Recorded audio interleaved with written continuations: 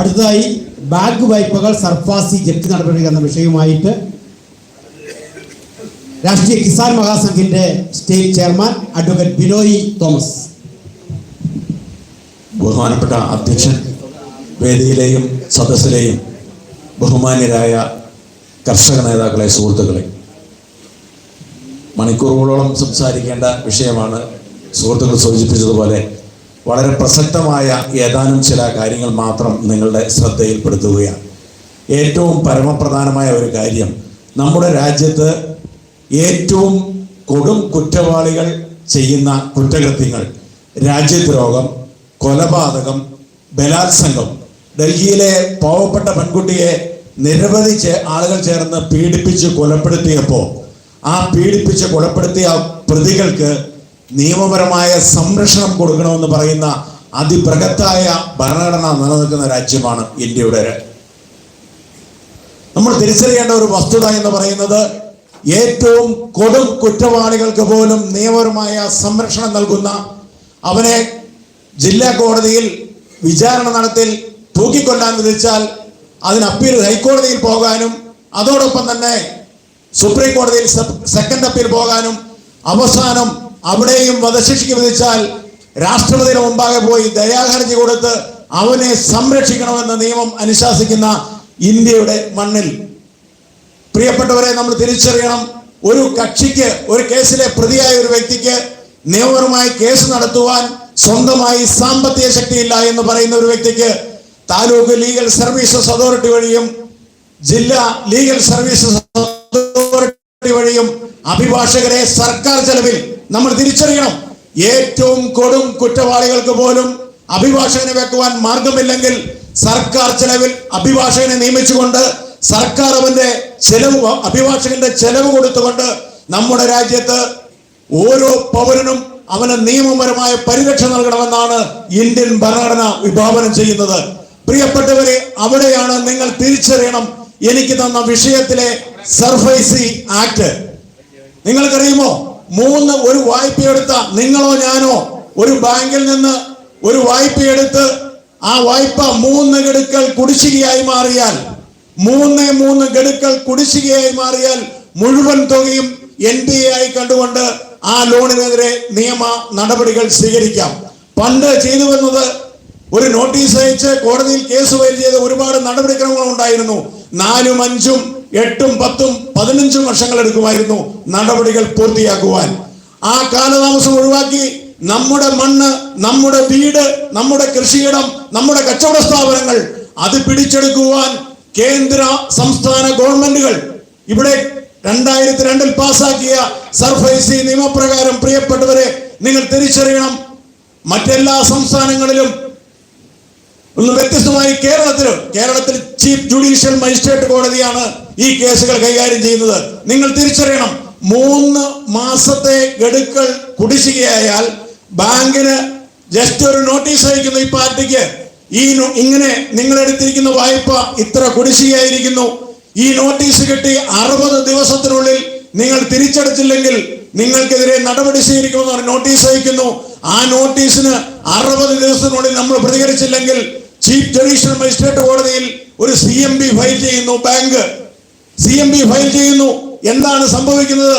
ഞാൻ നേരത്തെ പറഞ്ഞതുപോലെ ഏറ്റവും കൊടും കുറ്റം ചെയ്യുന്ന കുറ്റവാളികൾക്ക് നിയമപരമായ പരിരക്ഷ നൽകി അവന് വക്കീലിനെ വെച്ചു കൊടുത്ത് വാദിക്കാൻ അവസരം കൊടുത്ത്, അപ്പീൽ കൊടുക്കാൻ അവസരം കൊടുത്ത്, ദയാഹർജി വരെ കൊടുക്കുവാൻ അവസരം നൽകുന്ന നമ്മുടെ രാജ്യത്തെ നിയമവ്യവസ്ഥ, നമ്മൾ ഈ ബാങ്ക് ഫയൽ ചെയ്യുന്ന ഈ CMB ഇവന്റെ ഭൂമി ഏറ്റെടുക്കുവാൻ, ഈ വായ്പ കുടിശ്ശിയാവേണ്ട ജപ്തി നടപടികൾ എടുത്ത് അവന്റെ വീട് ഏറ്റെടുക്കുവാൻ, പ്രായമുള്ള അമ്മമാരെയും മക്കളെയും ഗർഭിണികളായവരെയും രോഗികളെയും അവന്റെ വീട്ടിൽ നിന്ന് പുറത്താക്കിക്കൊണ്ട് വീട് ഏറ്റെടുക്കുവാൻ, പ്രിയപ്പെട്ടവരെ, ഇവിടെ ഒരു നോട്ടീസ് പോലും ഇല്ല എന്നുള്ള യാഥാർത്ഥ്യം നിങ്ങൾ തിരിച്ചറിയണം.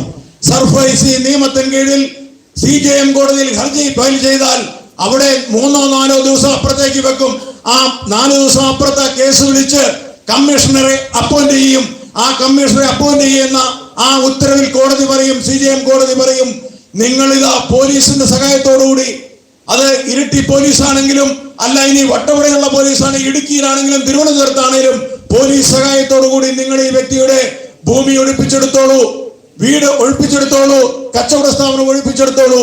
ഈ കമ്മീഷണർ ബാങ്കിന്റെ ഗുണ്ടകളോടൊപ്പം പോലീസിന്റെ സഹായത്തോടെ കമ്മീഷണർ ഒരു പാവപ്പെട്ട ഏതെങ്കിലും ലേഡിയായിരിക്കും, അല്ലെങ്കിൽ ഒരു പുരുഷനായിരിക്കും. ഈ കമ്മീഷണറുടെ സഹായത്തോടെ വന്ന് പോലീസ് ഒഴിപ്പിച്ചെടുക്കുക. പ്രിയപ്പെട്ടവരെ, നമ്മൾ തിരിച്ചറിയണം, ഇന്ത്യൻ ഭരണഘടനയെ തച്ചു തകർക്കുന്ന നിയമമാണ് സർഫാസി നിയമം എന്ന് നിങ്ങൾ തിരിച്ചറിയണം.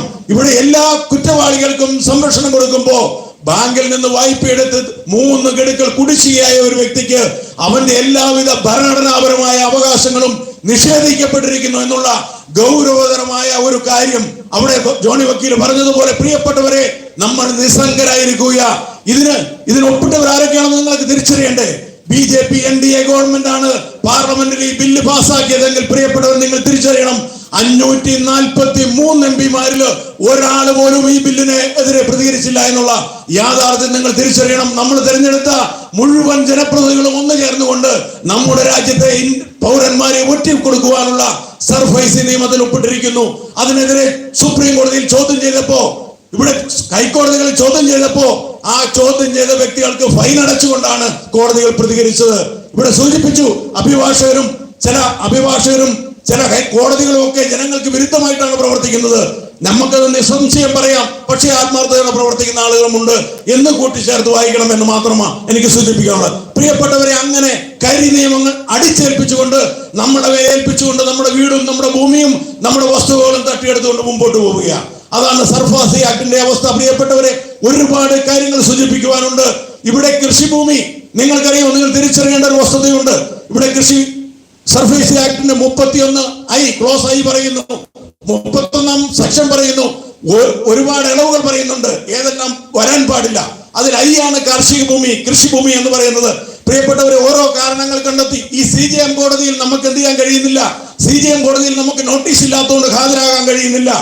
ഇനി കമ്മീഷണർ ഇപ്പൊ അടുത്ത കാലത്ത് പ്രതിഷേധത്തിന് ശേഷം ഇവിടെ ബാബു വക്കീൽ പറഞ്ഞു വയനാട്ടിൽ നോട്ടീസ് കൊടുക്കുന്നുണ്ടെന്നാണ് പറഞ്ഞു. പക്ഷേ കണ്ണൂർ ജില്ലയിലോ ഞാൻ 100 കണക്കിന് കേസിൽ ഇടപെടുന്ന വ്യക്തിയാ, ഒരിടത്തും നോട്ടീസ് കൊടുക്കില്ല. കമ്മീഷണർ ഇപ്പോൾ ഒരു നോട്ടീസ് കൊടുക്കുന്നുണ്ട്, ഇത്രാം തീയതി വീടും അല്ലെങ്കിൽ കൃഷിയിടം ഏറ്റെടുക്കുമെന്ന് പറഞ്ഞു.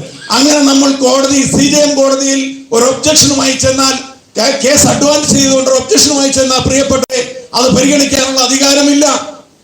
ജഡ്ജി കൃത്യമായി ഓപ്പൺ കോടതിയിൽ പറയുന്നു, എനിക്കൊരു പ്യൂണിന്റെ ജോലി മാത്രമേ ഉള്ളൂ, ഇവിടെ നിന്ന് തരുന്ന പേപ്പർ വാങ്ങി അപ്പുറത്തെ ടേബിളിൽ കൊണ്ടു കൊടുക്കുവാനുള്ള ഒരു പ്യൂണിന്റെ അധികാരം മാത്രമേ CJM കോടതിക്കുള്ളൂ എന്ന് പറഞ്ഞുകൊണ്ട് നമ്മൾ ഒബ്ജക്ഷൻ കൊടുക്കുമ്പോൾ അത് തള്ളുന്നു. പ്രിയപ്പെട്ടവരെ, ഇനി നിങ്ങൾക്ക് നീതി കിട്ടുവാൻ വേണ്ടി നിങ്ങൾ പോകേണ്ടത് എവിടെയാണ്? ഹൈക്കോടതിയിൽ പോയാൽ മൊത്തം ലോണ് 4, 5 ഗഡുക്കൾ അല്ല 10, 12 ഗഡുക്കളായിട്ട് സ്റ്റേ ചെയ്ത് ഗഡുക്കളാക്കി തരും. വേറെ ഒരു മാർഗമല്ല, ഒരു ഇടപെടലും അവർ നടത്തില്ല. ഹൈക്കോടതിക്ക് അധികാരമില്ല, എല്ലാ അധികാരങ്ങളും സുപ്രീം കോടതി എടുത്തു കളഞ്ഞു. ഇവിടെ നമ്മുടെ മാർഗം എന്ന് പറയുന്നത് നമ്മൾക്ക് DRTയെ സമീപിക്കാം. കേരളത്തിലെ എറണാകുളത്തുള്ള ഡെപ്റ്റ് റിലീഫ് ട്രിബ്യൂണലിൽ മാത്രമേ സമീപിക്കാൻ കഴിയൂ. അവിടെ പോയാൽ പ്രിയപ്പെട്ടവരെ, അവിടെ പോകുമ്പോൾ നിങ്ങൾ 1% കൃത്യമായി ഞാൻ പറയുന്നില്ല സമയക്കുറവുണ്ട്, 1% കോടതി ഫീസ് അടയ്ക്കണം, വക്കീൽ ഫീസ് കൊടുക്കണം.